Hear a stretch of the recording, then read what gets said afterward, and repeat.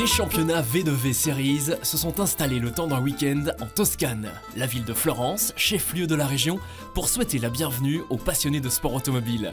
Les Italiens aiment la course, ils ne vont pas regretter d'accueillir à nouveau les épreuves V2V. L'événement de ce troisième week-end d'avril se déroule donc ici, à côté de Florence, le circuit du Mugello.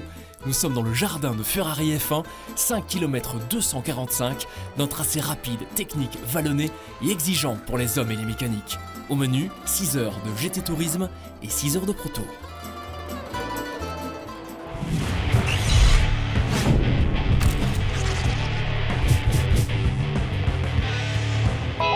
Gros plan sur l'une des révélations du meeting précédent. Un bon coup de volant, une personnalité attachante et une carrière prometteuse. Rencontre avec une demoiselle aussi pétillante que ses chronos. Inès Tétinger, 23 ans, pilote. Rien ne prédestinait Inès à se tourner vers la course. Le premier contact avec un circuit, c'était l'année de ses 18 ans, sous l'égide d'un parrain de Renault. C'était avec Philippe Alliot, c'est lui qui m'avait fait faire mon premier stage de pilotage. J'avais fait vraiment un stage découverte, j'avais fait 5 tours, 5 tours sur le circuit club de Magny-Cours et voilà, c'était mon premier baptême. Ensuite, quasiment pas de karting et l'aventure proto qui débute avec comme premier adversaire le chrono. Et au début, il ne dit pas que du bon. Le chrono il dit que ça va pas du tout. Le chrono il dit que j'aurais dû faire du kart justement. Non, j'ai eu beaucoup de mal à rentrer dedans, j'y connaissais rien. J'y connaissais vraiment rien. Et il a fallu du temps, je commence seulement à vraiment être dans les temps des autres, à pouvoir faire la course, à pouvoir prétendre à avoir une bonne position à la fin de la course. Donc ça a mis du temps, mais ça porte ses fruits. Sous le casque, le regard vers le point de corde, Inès n'a qu'une devise. Fais ce que tu as à faire, fais-le bien, sors pas, et après ça viendra. L'aventure V2V en proto n'est pas un loisir pour Inès Tétinger, c'est du sérieux. Cette année, je me mets vraiment à 100%, je fais des stages de préparation physique, je suis là quand ils ont besoin que je vienne m'entraîner, 3 jours, 4 jours, je suis là, je fais toutes les courses, je m'y mets vraiment à fond cette année. Non, je fais que ça et je le fais bien. À 23 ans, toutes les jeunes femmes ont au moins un rêve en elles, celui d'Inès n'est pas très courant au sein de la jante féminine. J'ai un rêve un peu fou, je pense que c'est un petit peu fou, je voudrais faire le Mans. Je voudrais faire les 24 heures du Mans en P2. Et même faire le WEC, le championnat du monde, j'espère, c'est pour ça que je me donne à fond cette année. Je voudrais vraiment essayer de progresser un maximum, le plus vite possible et le mieux possible et avoir un niveau suffisant en fin d'année et en fin de saison pour faire le Mans et le championnat du monde. Plus proche dans le temps, Inès Tétinger s'est fixé des objectifs pour ce week-end et pour cette saison 2013. Mon objectif pour ce week-end, c'est déjà de faire une bonne course, d'avoir une voiture qui marche pour essayer faire les meilleurs résultats possibles. Si je peux faire un podium, ce sera avec grand plaisir. Et pour la saison, c'est faire des podiums, essayer de gagner une course, mais en tout cas faire le maximum et progresser le plus possible et le plus vite possible. Cette deuxième manche 2013 des protos restera dans les mémoires. Un scénario à la Hitchcock avec comme ingrédient des incidents mécaniques, un safety car, des touchettes, des favoris en difficulté et donc l'émergence d'équipages qu'on n'attendait pas en si bonne position. Il faut ajouter à ça le constructeur Tatus qui joue à domicile, la présence de l'ex-pilote F1 Enrique Bernoldi, du multi-titré Alain Ferté et de la jeune génération qui a plus que jamais le couteau entre les dents.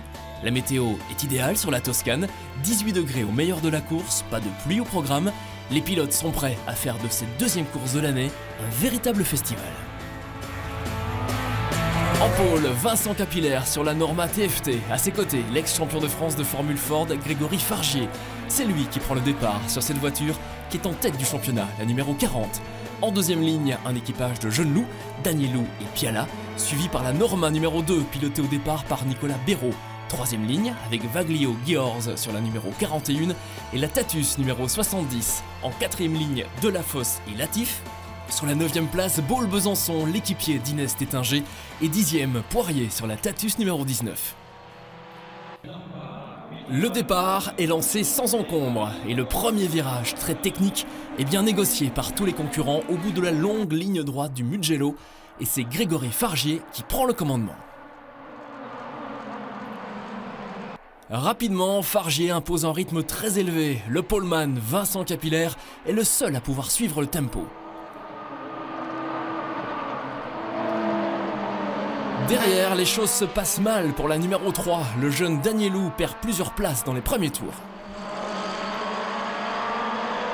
26 minutes au compteur et c'est le premier fait de course majeur. Un contact pour Béraud sur la numéro 2, suivi d'un passage dans le bac à gravier. Dommage pour le Français qui était 4e sur la grille.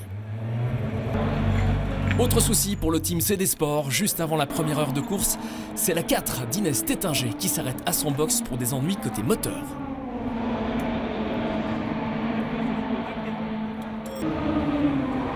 Après 90 minutes de course, la voiture numéro 40, celle qui est actuellement leader du championnat, mène les débats. Elle prend un tour à plusieurs concurrents et puis elle s'accroche avec la numéro 3 de Maxime Piala. Chez Palmyre, le triangle est redressé par les mécanos. Moins de chance pour le team TFT. La voiture remontait en direction du top 5, mais elle va devoir passer 30 minutes dans le box pour réparation.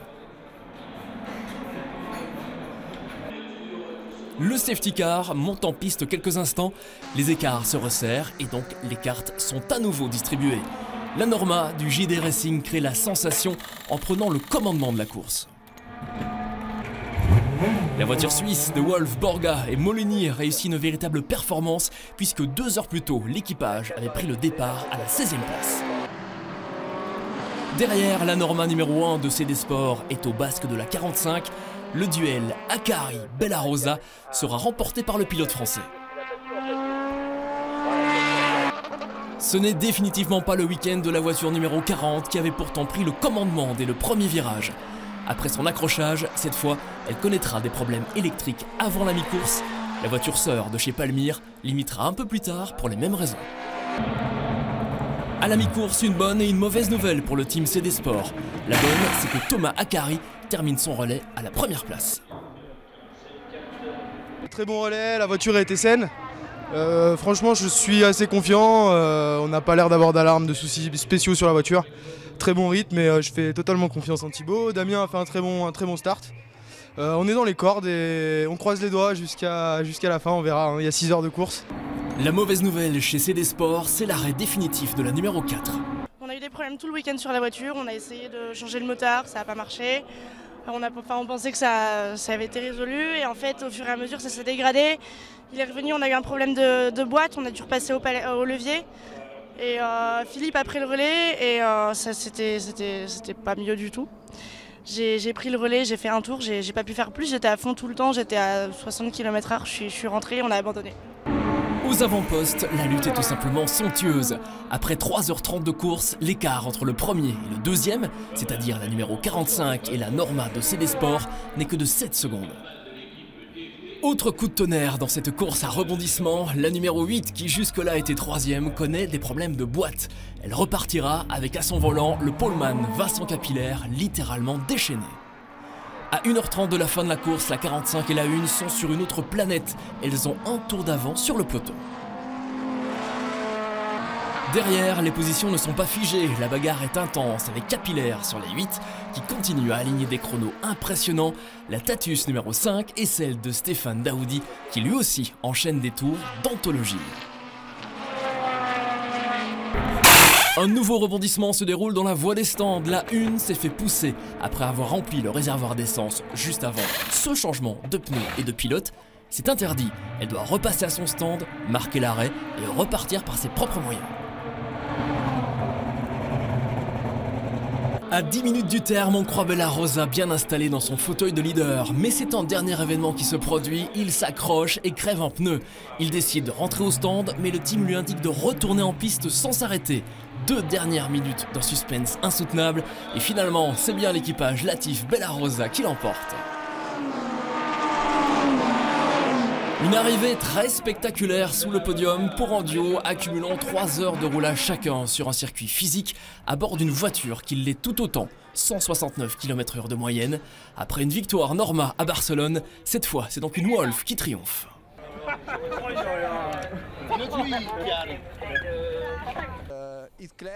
Il est évident que la Wolf GB08 est la meilleure voiture en V2V. Alessandro est le meilleur jeune pilote, et moi, je suis vieux. La victoire s'est aussi jouée dans les stands puisque la 45 est la seule à avoir passé moins de 10 minutes dans la pit lane. L'équipe a très bien travaillé tout au long du week-end. Tout a bien fonctionné dans la voie des stands. Nous nous étions entraînés à faire de bons arrêts. Nos plans ont parfaitement marché. C'est dingue. Le podium est complété par le trio Akari de la Fosse Bossy sur la Norma CD Sport et par Cavalière, Cavales, Doguet sur une autre Norma du team TFT. Au championnat, c'est l'équipage capillaire Cavallès Doguet qui prend le commandement avec 4,5 points d'avance sur la Norma de Thomas Akari.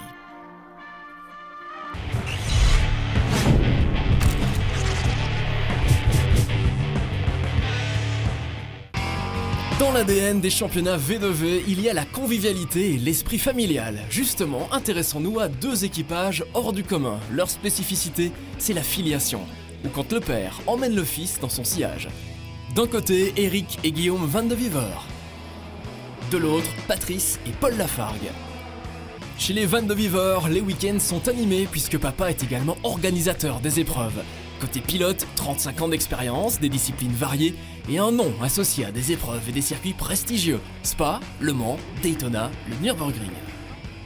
Guillaume Van de Viver, 8 ans d'expérience et déjà un beau parcours puisqu'il est monté, entre autres, sur les podiums des circuits de Val-de-Vienne et de Manicourt. Il aime le travail d'équipe et la famille. Il y avait comme une évidence à embrasser lui aussi la carrière de pilote. Direction la famille Lafargue à présent. Eux aussi ont des week-ends animés puisqu'ils roulent à la fois en endurance et en GT. Patrice Lafargue, multiple champion classique endurance racing, adepte et spécialiste également dans les catégories LMP2 et GT, son circuit préféré, le Castellet. Il a lui aussi goûté aux joies du podium, notamment à Silverstone et à Monza. Très logiquement, la passion du père s'est transmise au fils, Paul, un élève attentif et respectueux. Interview croisée, et cette première question, quel est le meilleur conseil qu'il vous ait donné ? Certainement d'essayer d'aller plus vite quand parfois je suis un peu fatigué, quoi, forcément avec tout ce que je fais. Et bon, il me remonte le moral et puis il me dit non, vas-y papa, tu peux y arriver, tu vas y arriver. En général, j'y arrive en plus. Bah déjà, c'est un exemple un peu pour moi. Donc le meilleur conseil qu'il m'ait fait, il me l'a pas dit, mais il me le montre un peu chaque fois qu'on est sur la piste. Donc je refais un peu la même chose et j'essaye de mettre un peu ma touche personnelle dessus. Le meilleur conseil, c'est d'essayer de m'accrocher et de continuer la course malgré les difficultés. Et quelle est sa plus grande qualité ? Sa plus grande qualité pour moi, c'est surtout sa régularité et sa capacité à analyser, à faire beaucoup de retours. Il est capable de voir beaucoup de choses. C'est plutôt un énorme avantage en tant qu'équipier. Quel est votre meilleur souvenir à deux ? C'était une course à Dijon, sur la Mosler, où on a failli gagner, mais virtuellement, on les a tous mis au chaud tous les deux, que ce soit les Ferrari, les Pompidou et ainsi de suite. Deux gentlemen. Lui, il apprenait, moi je suis un gentleman tout de même, et on aurait dû gagner les doigts dans le nez.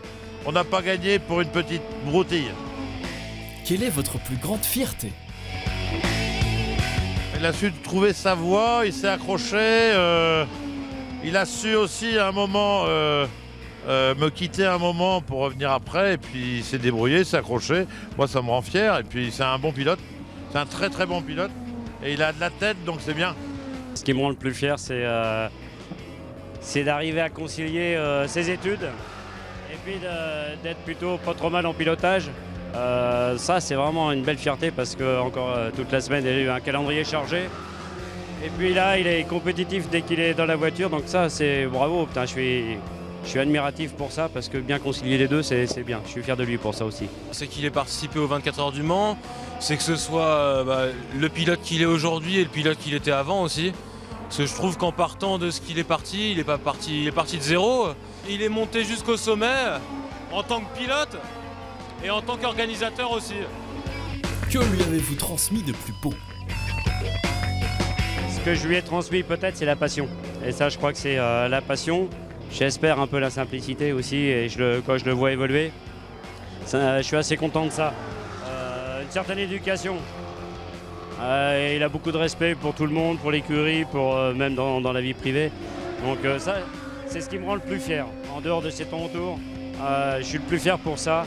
C'est les pieds sur terre et pas la grosse tête, et ça c'est bien. La gentillesse, c'est une belle qualité. Place à la course. Nous sommes sur le circuit d'essai de Ferrari F1 et c'est l'unique Ferrari engagé dans cette compétition V2V qui est en tête du championnat.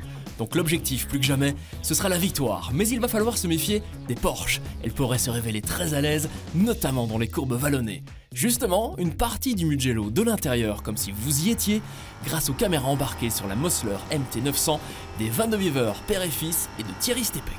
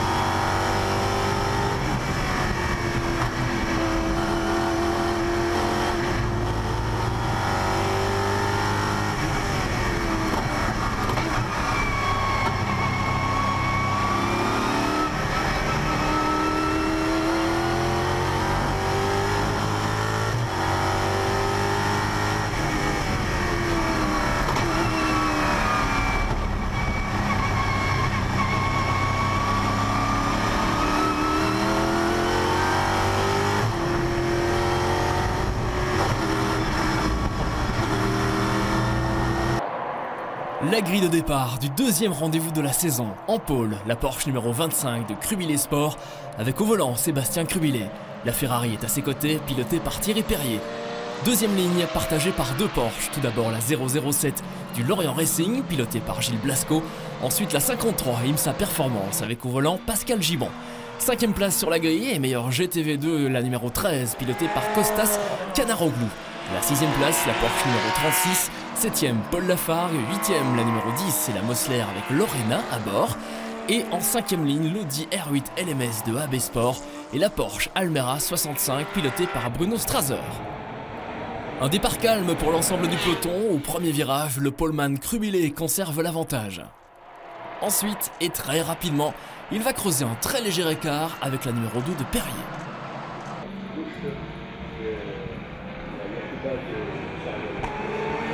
Le pilote de la Ferrari riposte sans tarder et parvient à revenir au contact de la Porsche. Le jeune Paul Lafargue a réussi un très beau départ. Il était 8ème sur la grille, le voici déjà 3ème après 15 minutes de course. La 007 pilotée par Gilles Blasco souffre d'entrée de jeu d'un souci de cartographie. Elle est bloquée en mode safety car durant tout le premier relais. Du côté des GTV2, Canaroglou sur la Mosler numéro 13 connaît des problèmes et descend dans le classement. De son côté, Bruno Strasser a réussi un bel envol sur la Porsche Almeras numéro 65. Il prend le commandement de la catégorie. La Ferrari numéro 2 donne tout ce qu'elle a dans ce premier relais. Elle joue notamment sur son excellente vitesse de pointe en ligne droite. Elle sera la première voiture du peloton de tête à rentrer au stand pour l'essence, mais Perrier reste au volant. Après 1h10 de course, un arrêt dans le stand important, celui de la Porsche numéro 25, leader du classement général. Crubillet passe le relais à François Perraudot. Le début de course est royal pour le plus grand plaisir du team manager Jean-Pierre Malcher. En GTV2, une voiture se rappelle au bon souvenir de tous, l'Audi R8 LMS qui avait été lourdement accidentée lors du précédent meeting. Elle vient s'installer en haut du tableau de sa catégorie. 120 minutes de course et c'est le moment du premier changement de pilote sur la numéro 2. Jean-Paul Pagny s'installe au volant de la Ferrari F458. Jean-Philippe Belloc prend le relais sur la Porsche numéro 53. Le jeune papa mène la course, il est dans une forme éblouissante. Et l'homme qui ne va pas le laisser seul à jouer avec les records du tour, c'est Emmanuel Collard.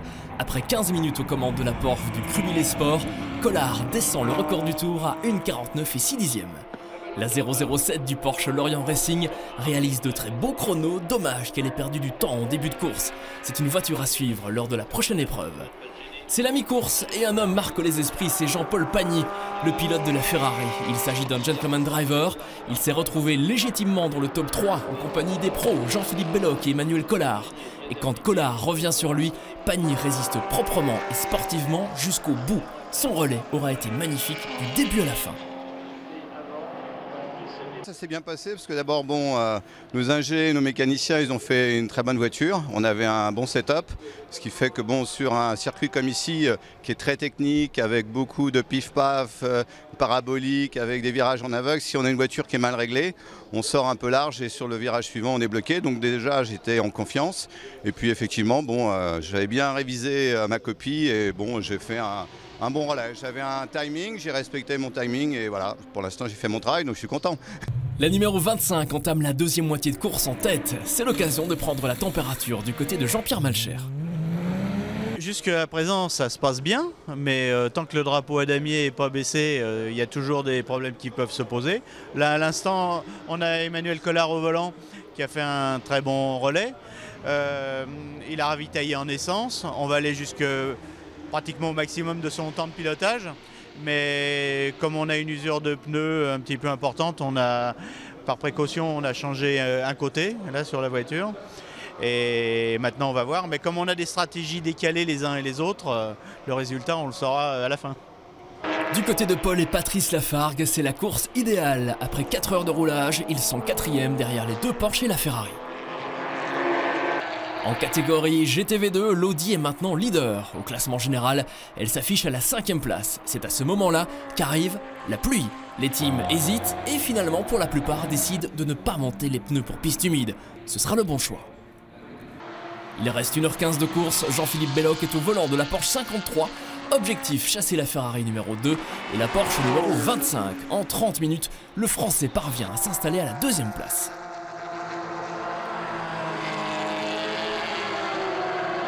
La course avait été magnifique pour les Lafargue, père et fils. Malheureusement, à moins d'1 heure de l'arrivée, la voiture refuse de redémarrer. La Porsche numéro 17 du Ruffier Racing est contrainte à l'abandon alors que son équipage était au pied du podium. Alors que le team de la Porsche ne peut que constater son impuissance, la Ferrari numéro 2 doit marquer un stop and go pour défaut d'identification du pilote au volant. Lorsque la voiture repart en piste, c'est pour terminer l'épreuve uniquement sur le 5e rapport. Victoire de la Porsche numéro 25 de Crubile Sport devant la numéro 53 de IMSA Performance et la Ferrari numéro 2 qui a réussi à maintenir sa 3e position. Les vainqueurs s'appellent Perrodo, Crubile et Collard. On savait que la voiture était rapide, mais en même temps, il faut quand même se méfier des concurrents parce qu'on est obligé de changer de pneus nous pratiquement tous les relais. Certains pouvaient faire des doubles relais, notamment la Ferrari, donc c'était pas facile à gérer, mais au final on s'en est bien sorti. Sur la Porsche, on ne changeait pas les 4 pneus à la fois. Question d'usure anormale ou de stratégie? C'était histoire de gagner un petit peu de temps plutôt que de changer les 4 pneus. Surtout que je faisais pas un relais complet, j'ai fait un peu moins d'1 heure à ce moment-là. Donc l'idéal c'était juste de changer le côté gauche.